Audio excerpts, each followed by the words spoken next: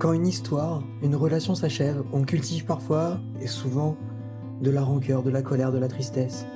Et souvent, cette énergie, ces émotions négatives, on s'en sert comme un moteur.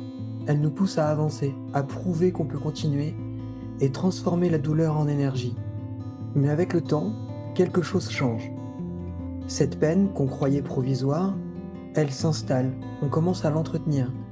Parce que d'une certaine façon, elle donne un sens à nos journées. Elle est devenue un repère, quelque chose de familier pour nous. Elle fait partie de notre quotidien. Et le piège qui arrive bien souvent, c'est que quand l'occasion s'offre de tourner la page, souvent on hésite. Parce que laisser partir totalement, ce n'est pas seulement renoncer à un passé douloureux, c'est aussi perdre ce totem, cette source d'énergie sombre qui nous a portés. Parfois pendant des semaines, des mois, voire des années. Et on a peur, peur du vide que ça va laisser. Mais faut se dire que ce vide, c'est temporaire, c'est un passage nécessaire.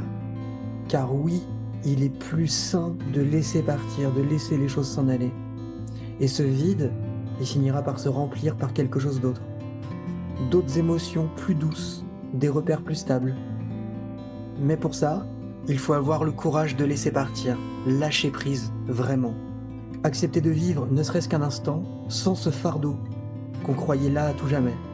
Et découvrir qu'on peut respirer autrement.